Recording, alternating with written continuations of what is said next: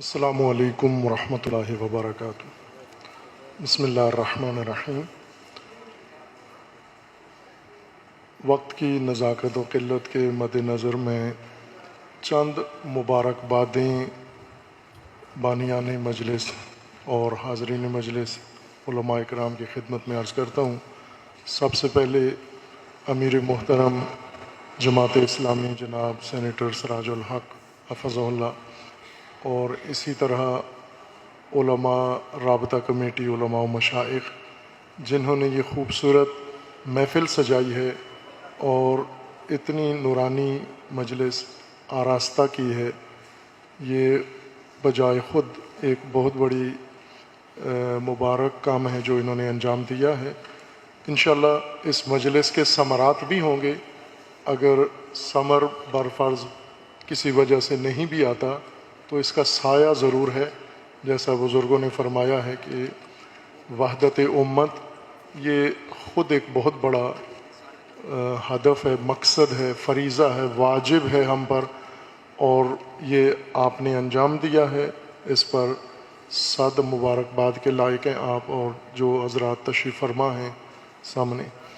دوسری مبارکباد ہے، آپ نے ایک طولانی قانونی جنگ لڑ کے حدود خدا کا دفاع کیا ہے اور محرم الہی کو آپ نے دفاع کیا ہے عدالتی جنگ کے ساتھ۔ یہ بھی ایک بہت بڑی کامیابی ہے جو آپ کے نصیب ہوئی ہے۔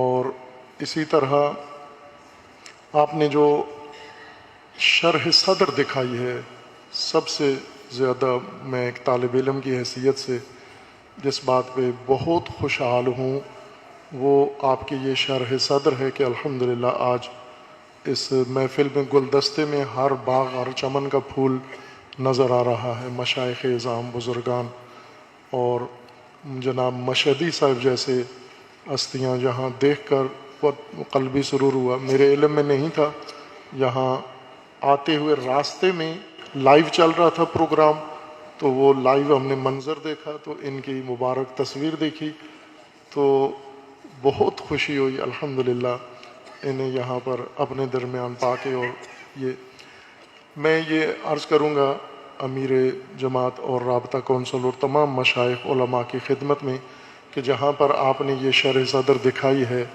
اور تمام امت اسلامی کو، جماعت اسلامی کو تمام امت اسلامی کا پلیٹ فارم بنایا ہے، آپ نے تھوڑا سا مقصد اور ہدف کے لحاظ سے بھی شرح صدر دکھائیں کہ یہ سود ایک بدبو ہے اس کنویں سے جو ہمیں محسوس ہو رہی ہے، اور آپ نے اس بدبو کے خاتمے کے لیے تدبیر سوچی ہے، قانونی جنگ لڑی ہے، اور آج یہ اتنا اہم اجلاس طلب کیا ہے، اور اس کے بعد انشاءاللہ اگلے اقدامات ہوں گے۔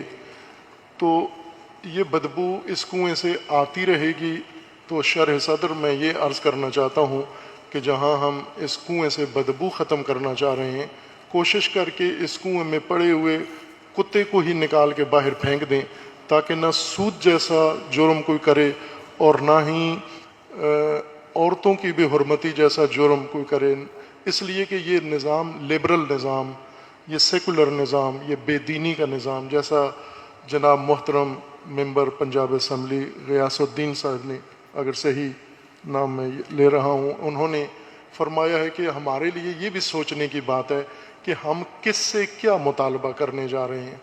ہم ان لوگوں سے، ان لیبرل لوگوں سے، ان بے دین لوگوں سے قرآن کے ایک حکم کا مطالبہ اور تقاضا کرنے جا رہے ہیں، تو ان لوگوں نہ ان کی وہ شان ہے نہ ہماری یہ شان ہے، اور نہ ہم اتنے کمزور ہیں اور کم ہیں۔ الحمدللہ اگر ہم یہ کام جو آج ہوا ہے اسی کو تھوڑے وسعت دیں ہم، اور تمام علماء، تمام فرقوں کے علماء، تمام مسالک کے علماء، آپ نے جو جس دکھتی رگ پہ ہاتھ رکھا ہے وہ ایک فرقے کی بات نہیں ہے، وہ اللہ کے دین کی بات ہے، تو یہ سب کا مشترکہ درد ہے۔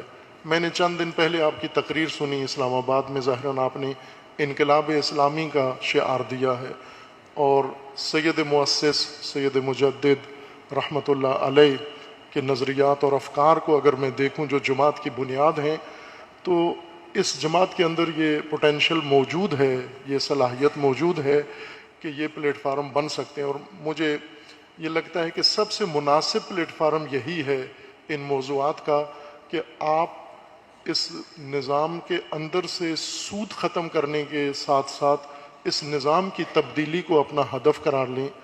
جب ہم سب مل کے کہتے ہیں نظام مصطفیٰ، تو پھر اس نظام سے کیا توقع رکھتے ہیں؟ یہ جو موجود ہے اس میں نظام مصطفیٰ والی کون سی شے پائی جاتی ہے کہ ہم پھر اس کے جڑ بھی جاتے ہیں، اس کی حمایت بھی کرتے ہیں، اور پھر ہم ان کو اسمبلیوں میں بھی لے آتے ہیں اور وہی آ کر ہمارے لیے یہ سارے مسائل کھڑے کرتے ہیں۔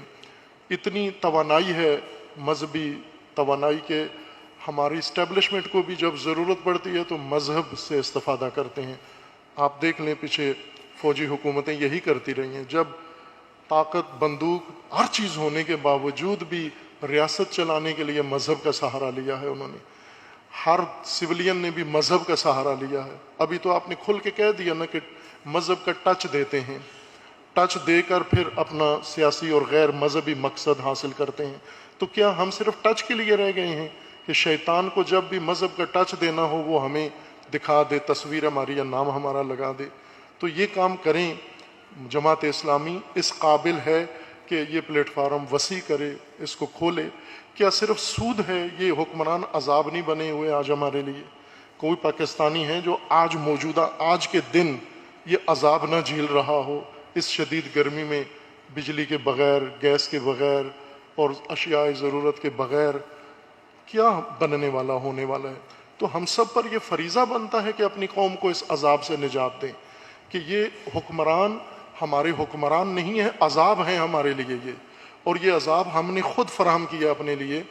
ہم بنیاد کی طرف آ جائیں، اور میں سمجھتا ہوں کہ جو سید مؤسس رحمۃ اللہ علیہ نے جو بنیاد رکھی تھی، انہوں نے اپنی سود کی کتاب میں، آپ کے پاس ہے الحمدللہ، سب آشنا ہیں اس سے، ان کی سود کی کتاب میں یہی لکھا ہوا ہے کہ سود کیوں آج کی دنیا کی ضرورت بن گیا ہے؟ چونکہ سرمایہ داری نظام موجود ہے۔ تو جب تک سرمایہ داری نظام ہے تو سود تو رہے گا۔ ہم ملک سے سرمایہ داری نظام ختم نہ کریں، سود کیسے ختم کر سکتے ہیں؟ یہ جو دوڑ دوڑ کے جاتے ہیں، اپیلیں کرتے ہیں، جج ہمارے اسی سرمایہ داری نظام کے جج ہیں، ہمارے حکمران اسی کے ہیں، ہماری اسمبلیوں میں بیٹھے ہوئے وہی سرمایہ داری نظام کے پروردہ لوگ ہیں بیٹھے ہوئے، اور سرمایہ داری نظام کی جو روح ہے وہ سود ہے، اسی کے اوپر تو وہ قائم ہے۔ اور اسی طرح ایک ایک کر کے یہ ہر چیز ہماری تباہ کر کے اور خود ایک عذاب بن کے اس ملت کے اوپر نازل ہو گئے ہیں۔ ہم ملک کو بچائیں، مملکت کو بچائیں۔ بہترین راستہ وہی ہے جو سید مؤسس رحمۃ اللہ علیہ سید ابو العلا مودودی نے بتایا تھا، اس امت کو احیاء کیا تھا، وہی بہترین راستہ ہے۔ اور سراج صاحب کی زبان سے جب انقلاب کا نام سنا ہے تو مجھے واقعاً امید پیدا ہوئی ہے کہ وہ روح مودودی الحمدللہ آج اس بزرگ کی پیکر میں ہمیں نظر آتی ہے۔ تو میں ان سے یہی عرض کروں گا کہ انتخابات کے ساتھ ساتھ انقلاب کو اپنا اگر بنا لیں منشور، تو یہ ساری جمعیت آپ کے ساتھ ہے، سود کے معاملے میں بھی اور اس نظام کے متعلق بھی۔ جو بھی آپ قدم اٹھائیں گے انشاءاللہ ہم تن اور ہم جہت آپ کے ساتھ ہیں انشاءاللہ۔ آپ شروع کریں، قدم اٹھائیں انشاءاللہ، چونکہ آپ کا حجم اور آپ کا حیثیت، چونکہ آپ کو سبقت حاصل ہے۔ میں پہلے بھی عرض کر چکا ہوں کہ جماعت اسلامی کو مادر حیثیت حاصل ہے، یہ اسلامی سیاست کی مادر جماعت ہے، تو مادر کا حق پہلا ہوتا ہے، باقی سب انشاءاللہ آپ کے دست و بازو ہیں انشاءاللہ۔ اللہ تعالیٰ موفق فرمائے آپ۔ آمین، جزاک اللہ خیر۔